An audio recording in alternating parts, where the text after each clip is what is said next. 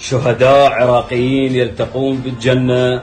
فواحد يسأل الآخر يقول له ها خويا علي هم السياسيين؟ اي خويا عمر حرقونا يم حسين، مستشفى الحسين وموتونا هناك، احنا بحرق رحنا وانتم منتشرين، شو كلها عرف ما مش غريب هناك، يا ولو الجنة صارت بس عراقيين، لا بأحزابكم لا بالسياسيين. أتظن أنك بعدما أحرقتني ورقصت كالشيطان فوق رفاتي عبثا تحاول لا فناء الثائر، أنا كالقيامة ذات يوم آتي